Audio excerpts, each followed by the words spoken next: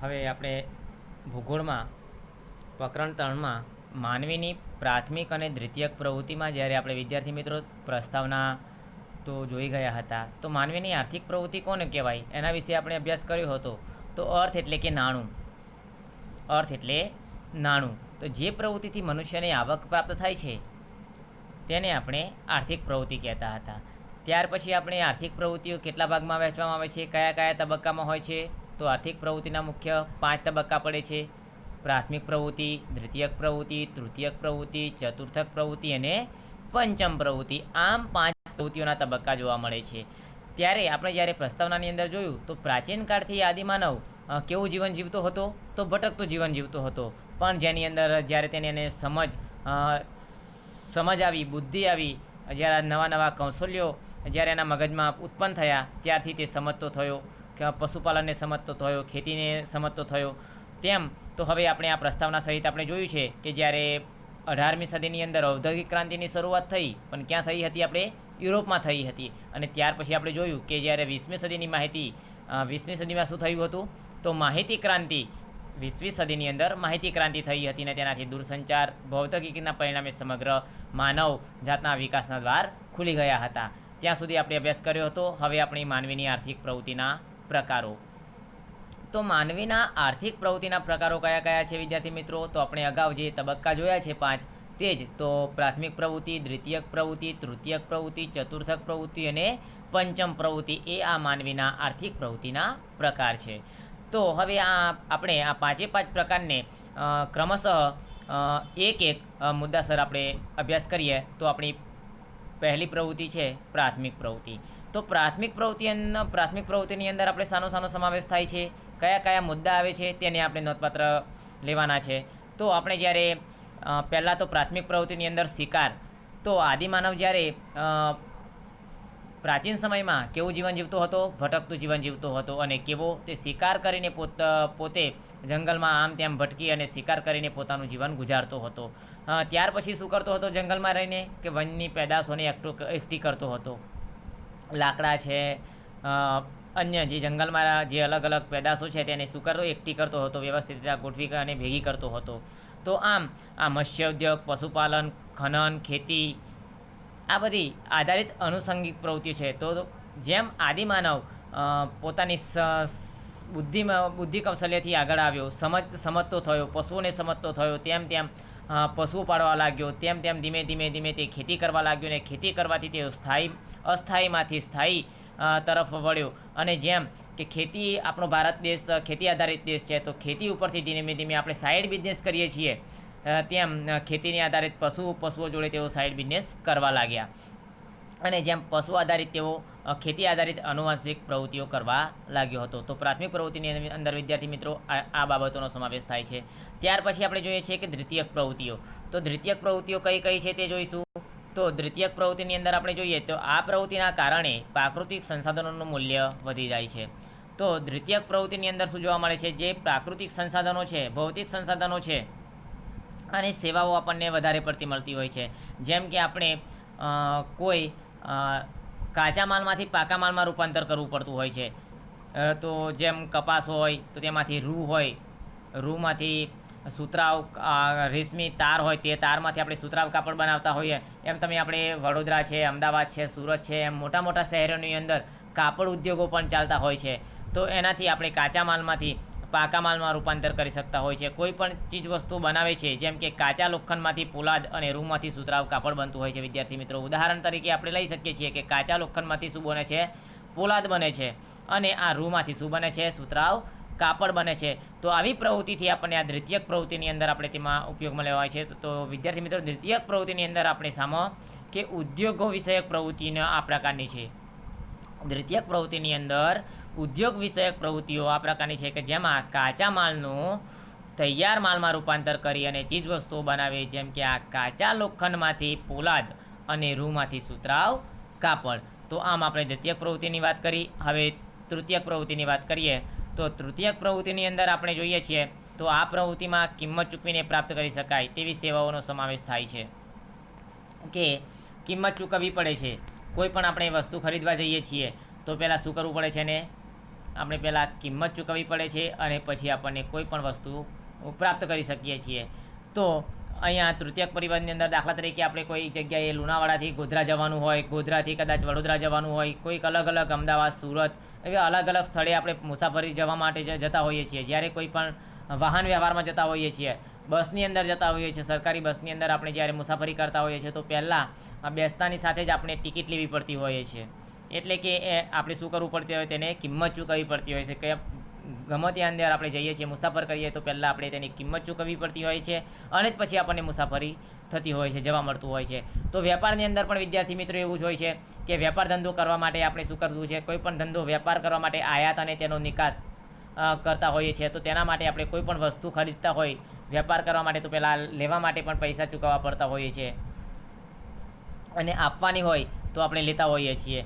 તેમ પરિવહન છે, જેમ કે આપણે ઉદાહરણ તરીકે જોઈએ છીએ કે વેપાર છે, પરિવહન છે, સ્વાસ્થ્ય છે, દૂરસંચાર છે, શિક્ષણ છે, મનોરંજન છે વગેરે સેવાઓ જે ચાલી રહી છે તે આપણે પહેલાં એની કિંમત ચૂકવવી પડતી હોય છે અને કિંમત ચૂક્યા પછી આપણને પ્રાપ્ત થતી હોય છે. જેમ કે વીજળીના કારીગર, ટેકનિશિયન, દુકાનદાર, વાહન ચાલક, શિક્ષક હોય, ડૉક્ટર હોય, વકીલ હોય વગેરે જે કામગીરી કરે છે તે પહેલાં કિંમત ચૂકવી અને પ્રવૃત્તિ કરતા હોઈએ છીએ.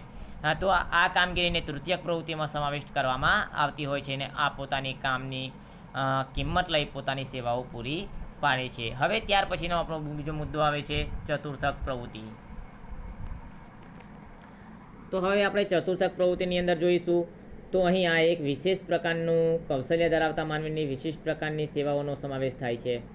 જેમ કે આપણે અગાઉ તૃતીયક પ્રવૃત્તિની અંદર વાત કરી હતી, તો તેની અંદર કિંમત ચૂકવી અને સેવા પ્રાપ્ત થતી હતી. ત્યારે આ ચતુર્થક પ્રવૃત્તિની અંદર એક વિશિષ્ટ જ્ઞાન આધારિત ઉદ્યોગો, સંસાધન અને વિકાસશીલ સેવાઓ એટલે કે ઉચ્ચ સ્તરની જેવી છે કે રાજકીય, વહીવટી સેવાઓ, માહિતીનું ઉત્પાદન અને વિશ્લેષણ, પ્રશંસાત્મક, દૂરસંચાર વગેરે સેવાઓ આપણે ચતુર્થક પ્રવૃત્તિની અંદર ભણવામાં આવે છે. તો આપણે જોઈએ છીએ કે અત્યારે આપણે પ્રાથમિક પ્રવૃત્તિ અને દ્વિતીયક પ્રવૃત્તિ આપણે પ્રકરણ 3ની અંદર અભ્યાસ કરવાના છે. પણ જ્યારે તૃતીયક પ્રવૃત્તિ, ચતુર્થક પ્રવૃત્તિ અને પંચમ પ્રવૃત્તિ એ આપણા હવે પછીના પ્રકરણની અંદર આપણે સમજવાના છે.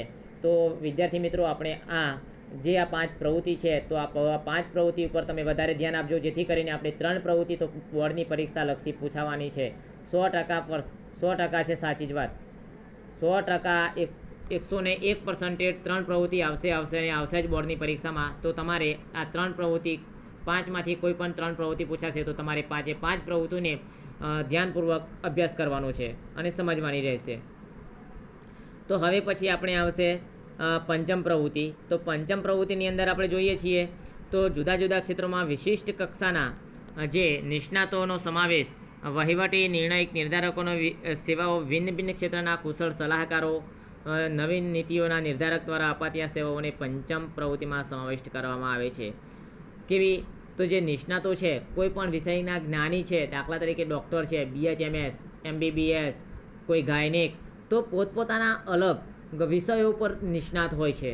તો તે પોતપોતાની સેવા કાર્ય બજાવતા હોય છે. રાજકીય રીતના, વહીવટી કાર્ય રીતના, શૈક્ષણિક રીતના, મનોરંજન રીતના, એમ અલગ અલગ સેવાઓ તેઓ પૂરી પાડતા હોય છે અને તેઓ નવી નીતિઓના નિર્ધારક દ્વારા અપાતી સેવાઓને આપણે પંચમ પ્રવૃત્તિમાં સમાવિષ્ટ કરવામાં આવતી હોય છે.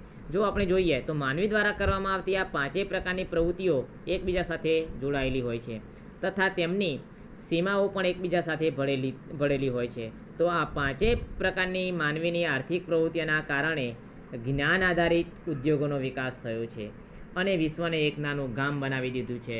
તો જમીન ખંડોને નિવાસીઓને એકબીજા પર આધારિત બની ગયા છે અને હવે આ 5 પ્રવૃત્તિઓને ક્રમશઃ આપણે અભ્યાસ કરવાનો છે. તો આપણે ટૂંકમાં તમને જે સાર આપ્યો છે 5 પ્રવૃત્તિનો, તેનો હવે આપણે એક પ્રવૃત્તિને આપણે મુદ્દાસર સમજવાની કે પ્રાથમિક પ્રવૃત્તિ કઈ બાબત પર આધારિત છે, તેની અંદર કયા કયા મુદ્દાઓનો સમાવેશ થતો હોય છે તે આપણે વિગતે સમજીએ વિદ્યાર્થી મિત્રો.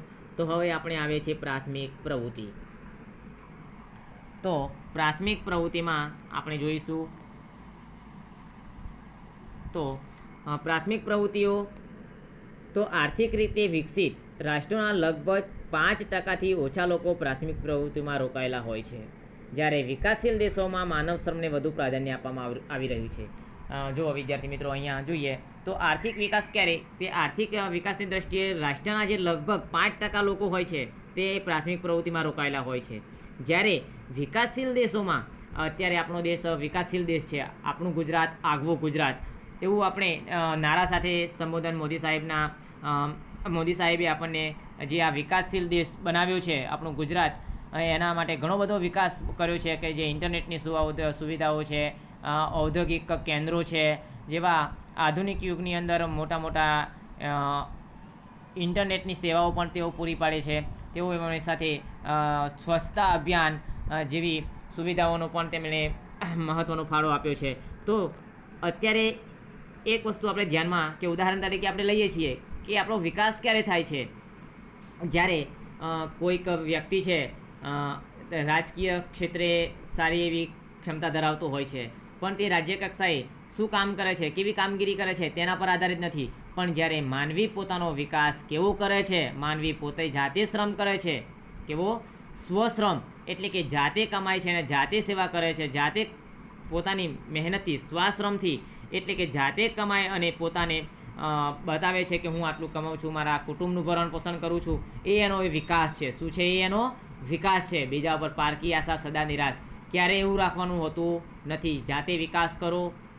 આપણે પોતાનો વિકાસ કરીશું, કારણ કે આપણને બીજો વ્યક્તિ આપણું પૂરું કરી શકવાનો નથી. આપણે જાતે મહેનત કરીશું તો જ આપણે આગળ ઉત્પાદનમાં મહેનતુ બનીશું અને આપણો વિકાસ કરતા રહીશું. આપણો વિકાસ કરીશું તો આપણા કુટુંબનો વિકાસ પણ થતો જોવા મળશે આપણને. તો વિદ્યાર્થી મિત્રો, અહીંયા આપણે પ્રાથમિક પ્રવૃત્તિની અંદર અહીંયા માનવ શ્રમને વધુ પ્રાધાન્ય આપવામાં આવે છે. તો અહીં પ્રાણીઓ તથા માછલાઓનો સ્વીકાર કરવો, વન્ય પેદાશો એકત્ર કરવી, પશુપાલન, ખેત પ્રવૃત્તિ માનવીની એ પ્રાથમિક પ્રવૃત્તિ છે. તો આપણે અગાઉ પણ અભ્યાસ કર્યો હતો તે આપણી પ્રાથમિક પ્રવૃત્તિ કઈ છે. તો જ્યારે આદિમાનવ પ્રાચીન સમયમાં ભટકતું જીવન જીવતો હતો અને શિકાર કરીને પોતાનું જીવન ગુજારતો હતો, ત્યાર પછી તેઓ વન્ય પેદાશમાં એટલે જંગલમાં રહીને વન્ય પેદાશોની તે કરતો હતો, એકત્રીકરણ કરી અને તેઓ પોતાનું જીવન ગુજારતો હતો.